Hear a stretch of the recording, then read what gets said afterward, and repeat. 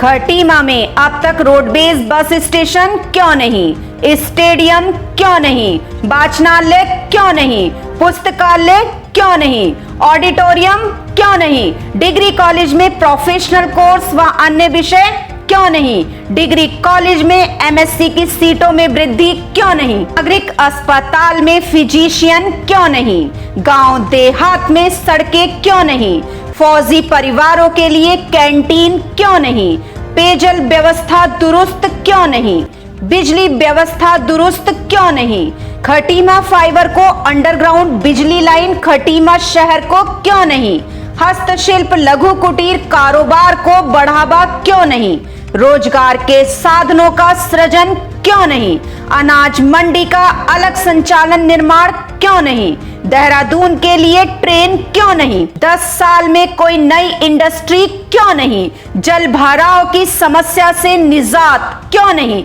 ITI सामान्य छात्रों के लिए क्यों नहीं, पशु अस्पताल का विस्तार और सौंदर्यीकरण क्यों नहीं, तमाम जगह भूमि विवाद का निस्तारण क्यों नहीं, पर्वतीय समाज के लोगों को जमीन पर फसली कब्जा क्यों नहीं, राज्य आंदोलनकारियों के लिए भवन का निर्माण क्यों नहीं, राज्य आंदोलनकारियों की मांगे पूरी क्यों नहीं, रिंग रोड बाईपास का निर्माण क्यों नहीं, बिजली के काले तारों में हुए करोड़ों के घोटाले का पर्दाफाश क्यों नहीं, शहर का सौंदर्यीकरण क्यों नहीं, पर्यटन की संभावनाओं को अमली जामा क्यों नहीं, चीनी मिल का संचालन क्यों नहीं, खटीमा जिला घोषित क्यों नहीं, तमाम स्कूल कॉलेजों की मरम्मत क्यों नहीं, 10 सालों में खटीमा की उपरोक्त मांगे जस की तस क्यों, क्षेत्रीय विधायक और सूबे के मुख्यमंत्री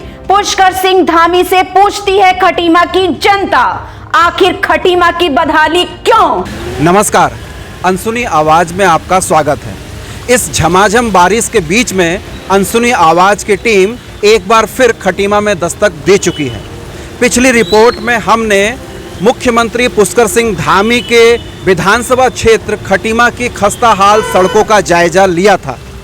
इस रिपोर्ट में हम खटीमा क्षेत्र के बुनियादी और ठोस कामों का आकलन करने वाले हैं। पहली रिपोर्ट आने के बाद सैकड़ों की तादाद में लोगों ने अनसुनी आवाज़ को फ़ोन करके रिपोर्ट का समर्थन किया। कुछ एक साथी ऐसे भी थे जिन्होंने आपत्ति दर्ज कराई और उनका ये कहना था कि विधायक रहते पुष्कर सिंह धामी ने जो विकास कार्य किए हैं उन पर भी चर्चा होनी चाहिए थी। जनप्रतिनिधि, विधायक, मंत्री, उनका मूलभूत काम क्षेत्र का विकास करना है और उसको जनता तक ले जाने के लिए तमाम प्लेटफॉर्म होते हैं, लेकिन जो काम विधायक, मंत्री और जनप्रतिनिधि नहीं कर पाते हैं उन काम की चर्चा क्या वो करते हैं? ऐसे काम जो विकास कार्य होने क्षेत्र में जायज़ हैं, ज़रूरी हैं, जनता की आवाज़ को उठाने का काम अनसुनी आवाज़ करता है। दूसरे एपिसोड में खटीमा के तमाम मूलभूत विकास कार्यों की चर्चा हम करेंगे। मुख्यमंत्री पुष्कर सिंह धामी की 1.25 लाख मतदाताओं वाली विधानसभा खटीमा में समस्याओं का अंबार है। तमाम विकास कार्य वर्षों से लंबित हैं। मुख्यमंत्री का वर्तमान कार्यकाल बहुत सीमित है, लेकिन जनता की उम्मीदें बेहद असीमित हैं। क्या मुख्यमंत्री धामी खटीमा की जनता की अपेक्षाओं पर खरा उतर पाएंगे? ये भविष्य के गर्भ में है। अभी जो मुख्यमंत्री बन गए, इससे पहले जब विधायक थे कुछ कमियां रही हैं सड़कों की। ग्रामीण क्षेत्रों में भी कम से कम 50 या 60% सड़कें ऐसी हैं अभी भी जो कमज़ोर हैं, जिनकी मरम्मत की आवश्यकता थी वो नहीं कर पाए। अब मुझे खुद ये आशा है कि वो मुख्यमंत्री बनने पर सारे कार्य कर लेंगे। हमारी डिमांड है कि खटीमा को जिला बनाना चाहिए। हम जब ये उत्तराखंड राज्य नहीं बना था उससे पहले भी हम जिले की मांग करते थे। हमारे क्षेत्रीय विधायक जी का 9.5 साल का कार्यकाल अत्यंत असंतोषजनक है। जो भी समस्याएं हमारे क्षेत्र में लंबित थीं वो अभी तक लंबित हैं, उनका समाधान नहीं किया गया है, जिससे जनता बहुत त्रस्त है। हमारे क्षेत्र की जो सड़कें हैं वो बहुत ही बदतर हालत में हैं। पेयजल की समस्या बहुत गंभीर है, बिजली की दिक्कत है। बिजली के यहाँ पर आँख मिचौनी चल रही है, 4-4 घंटे की कटौती हो रही, जिससे लोग त्रस्त हैं। 2 चीनी मिलें हमारे क्षेत्र के गन्ना किसानों का गन्ना जहाँ जाता है, मझौला और सितारगंज दोनों चीनी मिलें बंद होने की वजह से गन्ना किसानों को बहुत ही भारी कष्ट का सामना करना पड़ता है। रोजगार के संबंध में युवा लोग बहुत परेशान हैं। इस क्षेत्र में कोई औद्योगिक प्रतिष्ठान ना आने से भी हमारे युवाओं में बहुत निराशा है। स्वास्थ्य के क्षेत्र में एक हमारे यहाँ नागरिक चिकित्सालय बना है, जहाँ पर बिल्डिंग बहुत भव्य बनी हुई है, परंतु उसमें स्टाफ का अभाव होने से यहाँ पर लोगों को बहुत दिक्कतों का सामना करना पड़ता है। एक वेटनरी हॉस्पिटल ग्रामीण क्षेत्र में भी होना चाहिए, जिससे लोगों को दिक्कत का सामना ना करना पड़े। अभी मैं जिस नाले पर खड़ा हूँ इसका पिचिंग बाकी है। उसके बाद सड़कें तो आप देख कर आए हैं, सड़कें सारी अधूरी पड़ी हुई हैं। इसी तरह मार्केट में भी खस्ता हाल है। सबसे मुख्य समस्या हमारे ये नाले के छोटे मोटे बाढ़ आने पर, मतलब छोटी बरसात होने पर भी ये बाढ़ का रूप धारण कर लिया। खटीमा में तकरीबन 42,000 पर्वतीय, 22,000 एसटी, 15,000 पूर्वांचली, 8,000 मुस्लिम, 5,000 बंगाली, 8,000 सिख, पंजाबी, 5,000 बनिया, 5,000 मतदाता देसी व अन्य समाज के हैं। हर वर्ग एवं समाज की अपनी समस्याएं व मांगे हैं। इस रिपोर्ट में हम कुछ खास मुद्दों पर चर्चा करेंगे। उत्तराखंड राज्य निर्माण के संघर्ष में खटीमा की महत्वपूर्ण भूमिका रही है। 1 सितंबर 1994 को खटीमा में हुए गोलीकांड से हम सभी परिचित हैं। राज्य आंदोलनकारी आज भी अपनी उपेक्षा के खिलाफ संघर्ष करने को बाध्य हैं। पेंशन वृद्धि, आश्रितों को पेंशन, 10% आरक्षण आदि मांगों पर मौजूदा मुख्यमंत्री जरूर ध्यान देंगे, ऐसा राज्य आंदोलनकारी मंच का मानना है। मुख्यमंत्री जी का स्वागत करता हूं, अभिनंदन करता हूं और बहुत बड़ा हमें श्रेय मिला है कि हमारा खटीमा से मुख्यमंत्री जी हैं, और आशा रखता हूं कि राज्य आंदोलनकारी की जो भी दुविधाएं हैं, जो भी दर्द हैं, उनका समाधान करने में आप सर्वोपरि होंगे। पेंशन वृद्धि है और यह 10% आरक्षण जो दिया गया था उसको जो है पुनः दिया जाए, और साथ ही साथ जो है इसके मरने के बाद उपरांत राज्य आंदोलनकारी आश्रित को उसका स्थान मिले, जिससे कि राज्य आंदोलनकारी का नाम जिंदा रहे। कोई भी शहर व क्षेत्र अपनी कला, साहित्य व संस्कृति से जाना जाता है। खटीमा पहले से ही सांस्कृतिक नगरी रही है। यहाँ कला और साहित्य के क्षेत्र में भी तमाम क्रियाकलाप होते रहे हैं, लेकिन खटीमा में वाचनालय, पुस्तकालय, यहाँ तक कि ऑडिटोरियम, स्टेडियम तक नहीं है। खटीमा का एक बहुत बड़ा दुर्भाग्य रहा है कि जब उत्तराखंड बना तो खटीमा केंद्र में था, क्योंकि खटीमा से ही उत्तराखंड आंदोलन की ज़बरदस्त शुरुआत हुई थी। बाद की जितनी भी सरकारें आई उन्होंने इस तरफ ध्यान नहीं दिया। आज हमारे विधायक जी माननीय पुष्कर सिंह धामी जी मुख्यमंत्री बने हैं, तो हमारी उम्मीदें काफ़ी उनसे बढ़ी हुई हैं। और चूँकि खटीमा एक कला, साहित्य और संस्कृति नगरी के रूप में इसकी पहचान हमें चाहिए। यहाँ कई नागरिक समूह भी लगे हुए हैं इस काम में, इसको एक पहचान दिलाने के लिए। अब यहाँ जैसे पुस्तकालय नहीं है, यहाँ वाचनालय नहीं है, और हम देखते हैं कोई ऑडिटोरियम नहीं है जहाँ पर हम कोई कार्यक्रम करा सकें। कई बार जो है हम ये महसूस करते हैं इस बात को कि ये चीज़ें होनी चाहिए। खटीमा में अभी कई समस्याएं हैं, कई चीज़ें ऐसी हैं जो अभी निर्माणाधीन अवस्था में हैं। जैसे खटीमा का बाईपास है, रिंग रोड है, खटीमा का जो खकरा नाले हैं जो गंदगी से अटे पड़े हैं, उन पे काम होने वाली बातें हो रही हैं अभी।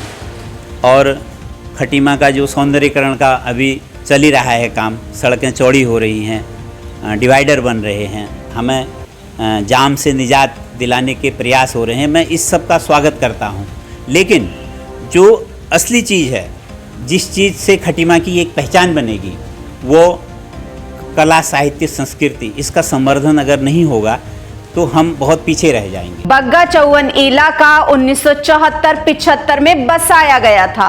वन क्षेत्र में बसे इस गांव में हजारों परिवार हैं। लगभग प्रत्येक परिवार से कोई न कोई फौज में है या रहा है। यहाँ के हजारों परिवार बेदखली की मार झेल रहे हैं।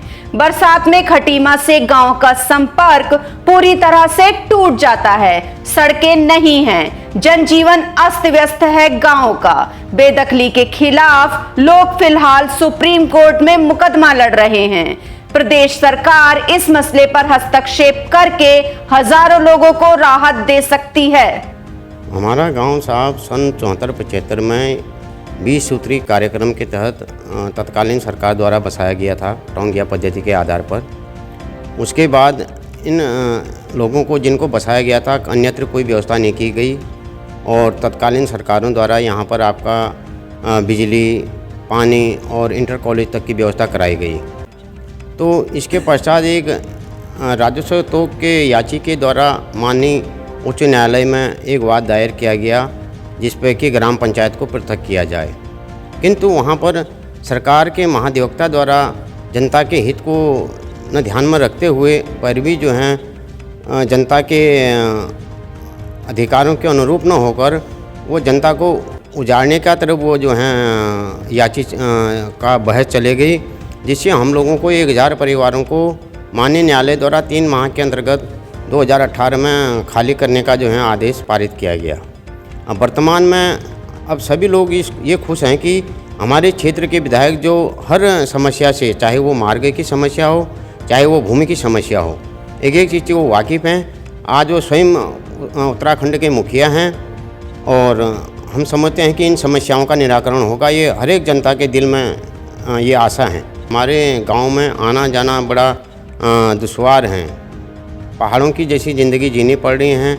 आदमी को अचानक या गर्भवती महिलाओं को या अचानक किसी को कोई बीमार हो गया तो उसको आना जाना बड़ा मुश्किल है। छोटी छोटी गाड़ियां नहीं निकल सकती हैं, मोटरसाइकिलें जो हैं स्लिप हो जा रही हैं, इतने बड़े गड्ढे हो गए हैं। वर्तमान में जो वो उत्तराखंड के मुखिया बने हैं तो मैं समझता हूँ कि वो ये ज्वलंत समस्या का निराकरण कर दें तो 9.5 साल का जो है पूरी जनता आभार व्यक्त करेगी इसके साथ में। नहीं तो पिछला जो कार्यकाल है उसका यहाँ पर कोई रिजल्ट इस तरीके का नहीं है। 1947 में भारत पाक विभाजन के बाद पश्चिमी पाकिस्तान से विस्थापित होकर आए 48 सिख परिवार भी बेदखली के खिलाफ सुप्रीम कोर्ट में पैरवी कर रहे हैं। 5 दशक से लोग अपने हक के लिए संघर्ष कर रहे हैं। उन्हें उम्मीद है कि पुष्कर सिंह धामी पूरे मामले से परिचित हैं और वे चाहें तो आवश्यक हस्तक्षेप करके लोगों को राहत दे सकते हैं।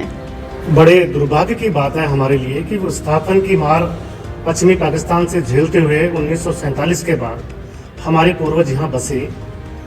सरकार की, प्रशासन की, स्थानीय प्रशासन की गलतियों का खमियाजा आज हम भुगत रहे हैं। 70 सालों में उन कहीं रिकॉर्ड में इन लोगों ने नाम दर्ज नहीं किए और एक सीलिंग बना के भेज दी गई। 48 परिवार आज भुखमरी के कगार पे हैं।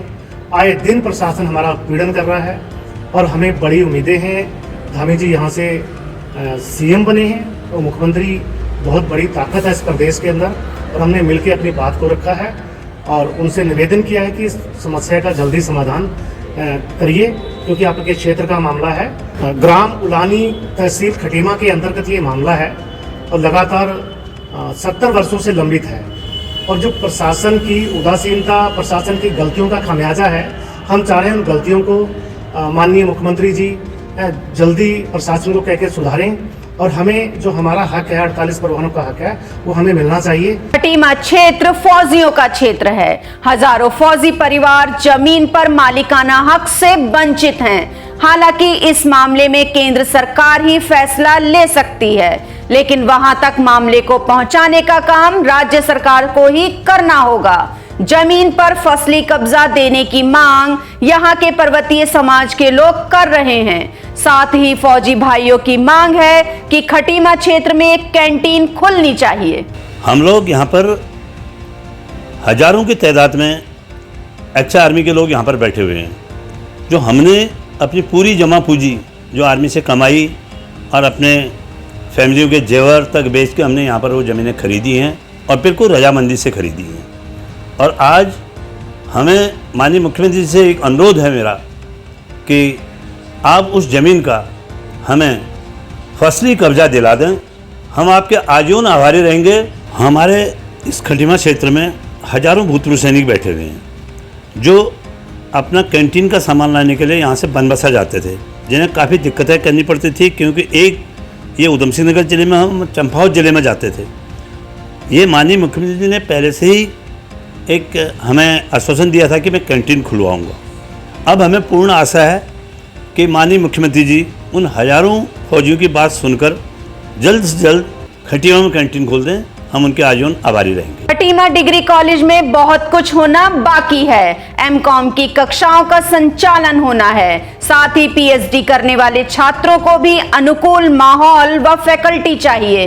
एमए में सिर्फ 5 विषय ही हैं, एमएससी में कुल 17 सीटें ही हैं, जिससे तमाम छात्र एमएससी करने से वंचित रह जाते हैं।